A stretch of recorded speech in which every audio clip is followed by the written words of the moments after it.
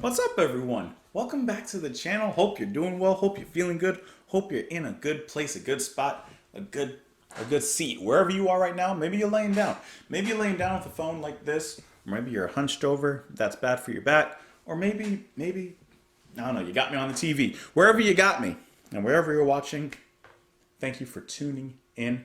Today we are going to be listening to the full album Metal Fatigue from Mr. Allan Holdsworth, who we've heard in UK, we've heard in Soft Machine, if I'm remembering correctly. Excuse me if I'm not. I might be wrong, but I can't remember exactly, to be honest. Anyways, I'm really excited to get into this album. I've been wanting to listen to a full album from Mr. Holdsworth from a while. I know that he's a very influential and very respected guitarist, and I've just wanted to hear something from him himself. So this album was recommended a few times by a few people, not overwhelmingly, but just a few. Snup Synth Channel, Allan, and then a few people recommended songs from this album. It's hard for me to sometimes to find all the recommendations, but I do know that people recommended songs from this album, not necessarily the whole album. So sometimes it's better to get more than what you wanted, maybe. Anyways, I was going to listen to his EP, Road. I'm forgetting the name of it now.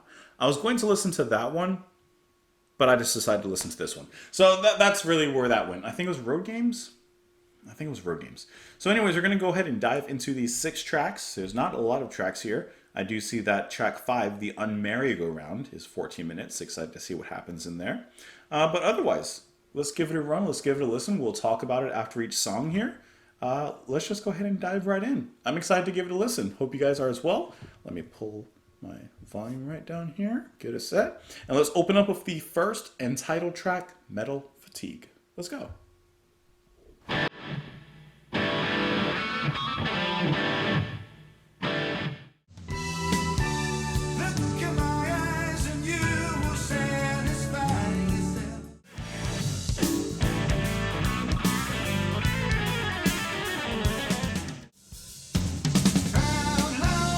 This is actually really good. I love when it brings it back into this very smooth verse, especially with those chord hits. That was a really, really good opening track to the album. Exciting, singable, a little bit of catchiness, just a little bit, but what great fusion of, I don't want to say pop, but it has like a little bit of a pop rock sound, but mixed with those progressive and jazz fusion tendencies. I love the hits, bum bum, bum bum, and then you get some mix, some sort of fill, whether that is the bass, the drums, very, very tight and precise drumming here. Who's going to be playing drums here? Let me use some names. We got a lot of different drummers actually on this album, but on this particular track and for the next 3, that's going to be Chad Wackerman on the drums. Really, really solid drumming. The music actually reminds me of UK, which, I mean, obviously we're getting a part of UK here with Holdsworth, but I like that. I like that kind of progressive, jazzy pop. I guess you could kind of throw this in if you wanted to put it into a certain category or bag. But really stunning. Great musicianship that didn't feel overly demonstrative as well. Because even after the verse, which I love how soft that is, I love how palatable the drums are, the bass, of course, a huge influence in the magnitude of everything, and then, of course, Holdsworth. All the different sounds he comes up with, whether it is the subtlety of the guitar in the verse, the heavy and kind of machine-like, I guess kind of metal-like, guitar, da-na-na, da-na, the little growl he gets into. I love that section in the middle where everyone is pretty much given a space. The bass gets a little something, not really a drum solo, I would say, but an elongated fill. Like everyone just gets a moment to shine, and even throughout, they're all shining very, very brightly in here. Good opening track. Really excited to hear where the rest of this goes as we move forward. Now on the vocals here, we have Mr. Paul Williams, who I can't say I've ever heard of. I'm looking on it, and it says that he joined Zoot Money's Big Roll Band. He played along Andy Summers. That's kind of interesting. I don't see any bands that he's been in that have that are really standing out to me. Juicy Lucy, Tempest, of course, with Allan Holdsworth. Yeah, so I can't say that anything out in his repertoire sticks out to me, but I do like his voice, very calming, very relaxing, sounds very good. I have nothing against it. The lyrics on here: look in my eyes and you will satisfy yourself. So many lives I can describe, it's time to cry. Look at the picture of the sanctifying light. So many words to justify how long can this go on? It's heavy metal fatigue. This could this could be about so many things, and I'm not sure. Like I would highly doubt being well. No, this probably is not about the genre of heavy metal. I would highly doubt that. This is probably about something, some sort of industrialization, machines, technology, something of that nature. I'm kind of thinking. Maybe the wind will dry your endless tears away. It's only the strong that can survive. Show me a river that is flowing to the sea. If you believe, then so do I. Hear me calling, I am falling. Throw the line, hold me closer, so much closer, and I'll unwind. And then those actually repeat afterwards. So lyrically, I'm not sure what it's about, but he sounds good saying it. So that's a thing. I'm not seeing anything necessarily here on Wikipedia regarding the lyrics, nor any information. Really, no depth of information here on the album that I can see here. But yeah, I liked it. So that's kind of what matters the most. Let's go ahead and move on to the next track, which is going to be Home. Let me back it up right about here, and let's go.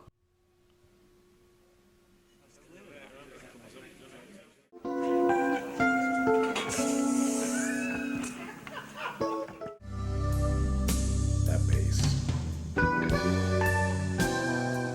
That's fretless.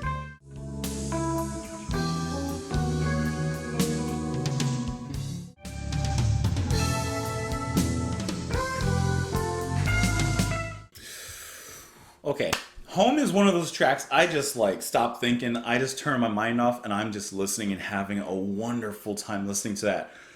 Oh, it's so smooth. It's so smooth. The guitar and the keys are extremely blissful.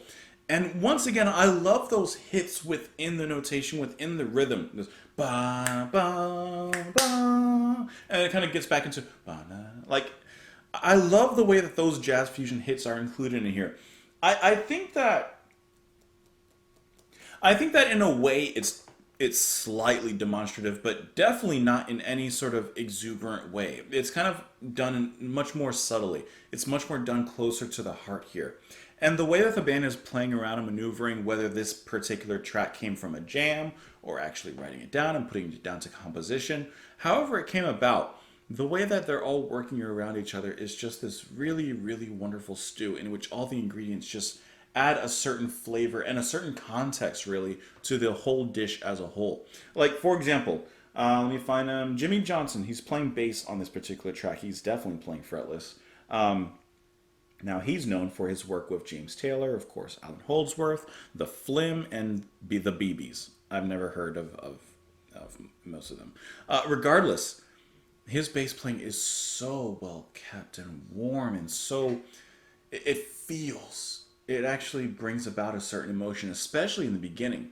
And the track is called Home, and in the beginning we have some sound effects of what I can only imagine is a slice of home life, basically, before the music really kicks in. And Holdsworth and the keyboards from Alan Pasqua are just so incredibly blissful, so elegant, and like I said, just well played, almost discreet to an extent. And every single time that those hits come, and at a certain point they become expected, but when they come, don't they just kind of blossom a little bit of a melodic explosion? Like a small one. Because like, bum, bum, bum, of course with more complex chords and rhythms and such, but the way that they explode, it's actually like fireworks, now that I'm thinking about it. It explodes with a vibrancy and a colorful display that really lights up the musical mood. I think that this track was fantastic. A great lead up and follow up, I should say, after the previous one where it was kind of rocking out a little bit heavier. This one really takes a step back and puts us back into the shadows. Now, I can only imagine where the next track is going to take us. Devil, take the hindmost. I don't want the devil to take my hiney. Okay. Let's go ahead and move on to that one. I'm just imagining it's going to be a little bit heavier. There's only one way to find out.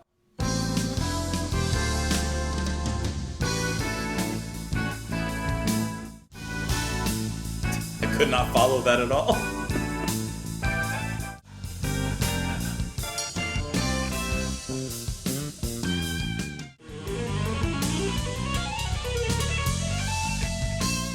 As hot as they make it get, they always cool it off just a little bit. I guess the devil can take my hiney. Oh, man. So the band, and this album, I should say, has a very particular sound. With that mix of keys and guitar, there's just a certain sound that this album has so far. And I doubt, I'm getting halfway through, I doubt it's going to change overall, you know? But haven't they kind of perfected that sound?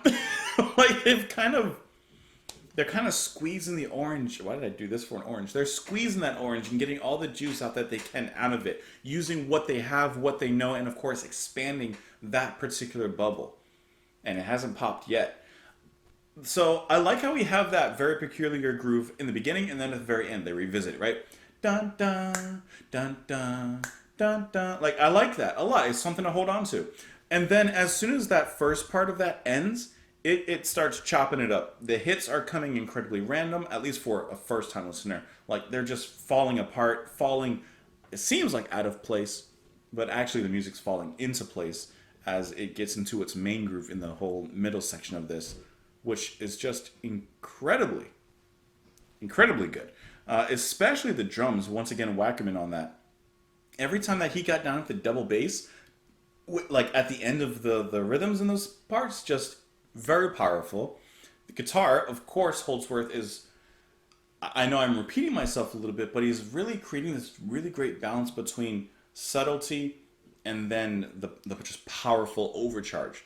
I kind of mentioned it during the song, but as hot as the band gets, because they build it up, they turn up the heat and they turn up the fire, they always get to a certain point of that heat and then they let loose. They cool off a little bit. Especially Holdsworth. He'll play those longer, more melodic, sustained notes. Because he did get fiery in here. You heard him. And then bass playing just as well. It's incredibly powerful, very thorough in here. But they always back it off just a little bit. They always turn that heat down back to a simmer. Let you sweat it out a bit. Cool off. And then slowly begin to burn it right back up. So I just think that that's really, really... It sounds silly, but intelligent the way that is composed, because not everybody can compose that way, obviously. But I just think that stands out on its own. But I really love the sound that they have on the album, because like I said, it's pretty cemented so far in the veins of the album, that keyboard and guitar sound that they have. But I like it, so please continue. Let's go ahead and continue on into the next track here, moving to the next station, I guess you could say, because we're moving on to Panic Station. Let's give it a whirl.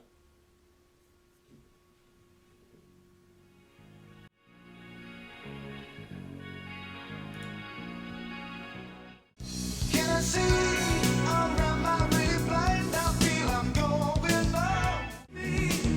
It's kind of staccato. He's getting so many sounds out of his guitar, like Fretless Heaven.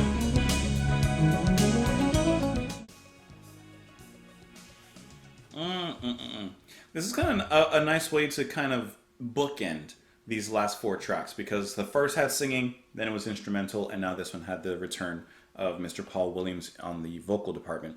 I will admit I didn't love his singing here. I'll admit it. Like, it was fine, but I didn't love it. It was just kind of like, it's there. That's fine. But that aside, once again, the undeniable groove of the band. The musicianship here is just incredible. We got a little bit of a bass solo. And it sounded so good.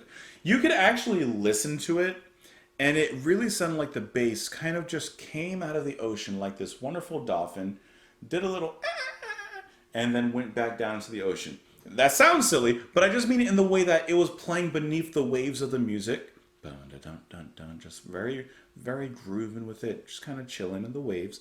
And then for that solo part, he kind of slowly, I don't want to say raised in volume necessarily, but he more stepped into the limelight. He more stepped up front into the stage and played his solo, which perfect. Yeah, duh. And then he went back down into the background. Wonderful solo. Love that. Once again, Holdsworth, his diversity, his wide range of sounds that he is getting out of the guitar is incredible. It's a very small thing, but I really like that kind of, I guess to me, the closest thing I can kind of think of is like a pizzicatos kind of sound, like that. I can't even say it or mouth it, but that.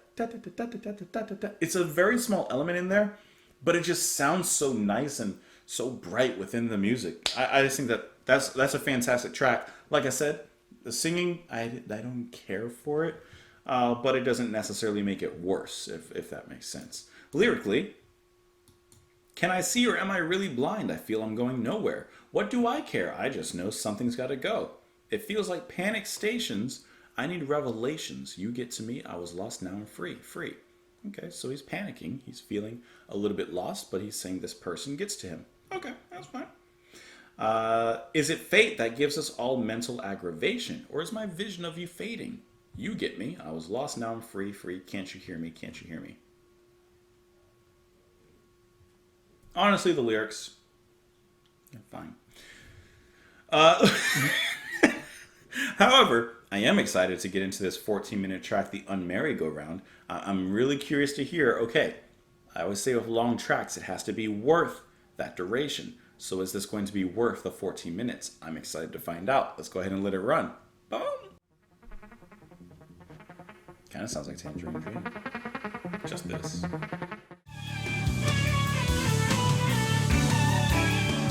His guitar actually sounds like a creature screaming in the jungle.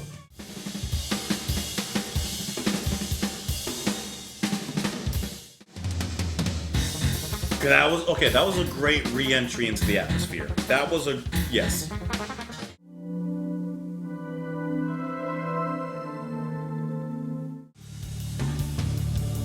This is like 5 tracks in one. Let's talk the Unmerry Go Round. Let's talk about this one. This one I'm going to need your help. I'm going to need some input from you guys as we discuss this particular track. I will say immediately, while it's a first listen of this album, I will say that thus far this is my least favorite track on the album. I didn't really enjoy it that much as a whole. There were a few parts in here, like I would say a good amount of parts in here that sounded really cool to listen to.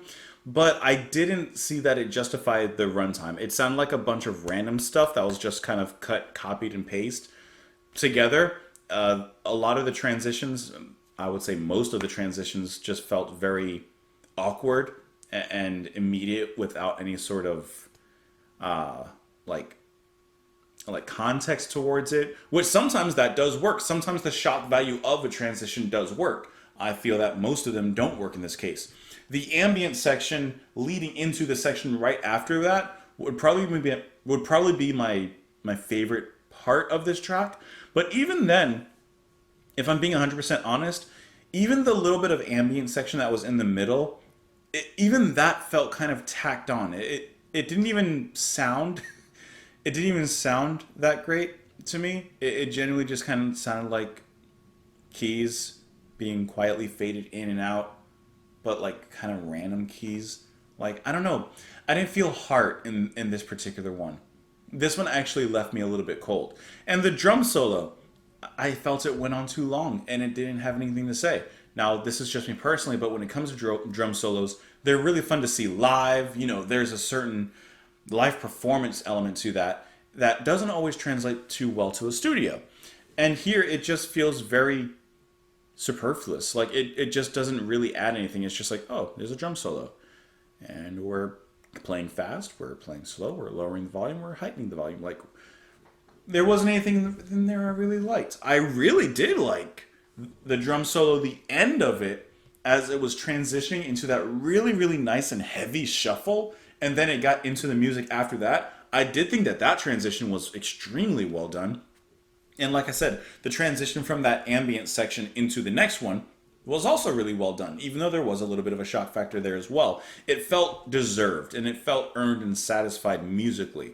After the drum solo, not the section right after it, but the next one, before the ambient section, the keys and the music really there sounded very casino and kind of reminded me of Las Vegas a little bit.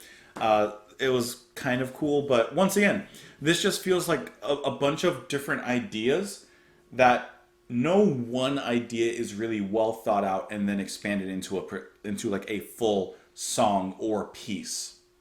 It just feels like a lot of ideas, 6 or 7, that are kind of half baked and then just put into the song. That or the piece. That's what it feels like to me, and I can't say that I in particularly enjoyed this one, if I'm being 100% honest with you guys, and I always will be. Yeah. A few cool parts. Obviously great playing.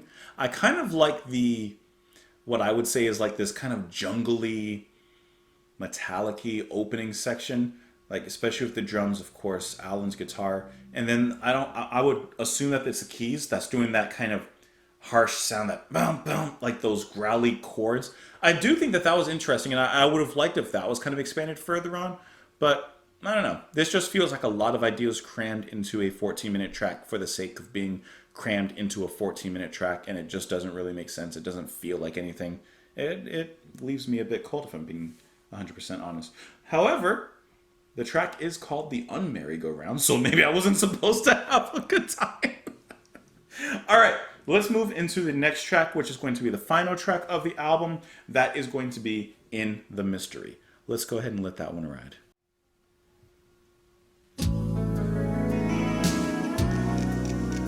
This is my speed right here. Right here. Curious about that click clack. I am the one who lives in your dreams. He ran for the shore of the astral sea. I can already tell you this is going to be a great solo. Okay, obviously for this track, you have that one piece of percussion that... what is that? What is that? I don't know what that is. I know it's some sort of percussion. I just want to know, like, for my own benefit, what is that? It's not castanets, but it's kind of a similar sound. I'm just really curious. All right, listening to this track, you know what the sound of this one reminded me of? It reminded me of Thomas Dolby, actually, a lot. There was a certain kind of Dolby-ness in this particular track. The energy is there. I like Olin's. I like Allan's solo as well. The way, like the way he got into that, wonderful, great solo, great bass. The keys and the mood of this one kind of feels a little tropically, a little beachy, a little relaxing. There's a little bit of heat on there, but not too much. And the heat that is on there is just from Allan's playing, especially at the very end. And then you even had this one moment where you hear like a little bit of growl, like a distortion on the guitar from Allan underneath everything, but it quickly fades away. Like it was just there to make a little bit of an appearance, and then it's back out of there. But otherwise, this is a very light song to kind of end the album on, to kind of end this journey on. On here, you have Paul Corda on the vocals. I will say, didn't care for it. I didn't like his singing. I thought it was kind of... It sounded like it wanted to be more than it was. That's the best way I can think of it. I think we were going for kind of this suave, semi-epic kind of sound, especially as the closer, but it ended up coming off just a little bit under that, and it sounded a little bit cheesy in the track. And I will say for this one that I did think the vocals brought it down just a little bit. It would have actually been better off as an instrumental with a few solos or whatever have you on this particular track. But lyrically, in the mystery, just like a shadow at the Jet Cafe, the secrets of life in this or in his attach, the clue to the ancient symbols of power that fell to earth in a meteor shower. In the mystery, I am the only one, or I'm the one who lives in your dreams. At nighttime, I am out reliving me. No earthly restrictions to hide what I see, because I live out in the mystery. Does the world change when I open my eyes? Do dreams cause matter to synthesize? Are these questions answered when I sleep? Somewhere deep in the mystery of the dreams, in the mystery of the unknown, in the mystery of the unconscious, the subconscious, the outer conscious. Stunned by the sirens of the secret police, there was no time, he must retreat. He ran for the shore of the astral sea into the cave of mystery. We're having some sort of mind trip, some sort of Sandman journey going on here. He heard their voices from outside the cave. In his sanctuary, he was no slave. They offered him riches beyond belief, but none worth more than the mystery. And then it just repeats the chorus there. I don't know what's going on. We're in the dreaming. Is that what's happening, or are we in the dreaming or something? Yeah, this track was nice. Like I said, I just didn't like the vocals, but besides that, this track was really nice to end the album on. And if I'm saying what my favorite track on here is, it's very easily, without a second thought, Home. I really just like Home is that kind of atmosphere that I just really like to kind of dwell in. And most of the album has that alongside other things. But when it comes to just like where my heart lies and where my kindred spirit lies, it's with the softness, the beautiful blissfulness of Home, especially. But fun album to listen to. I didn't like everything on here, but it was still worthy of the experience and still definitely worthy of listening to. Of course, and by far, I want to know what your favorite songs are.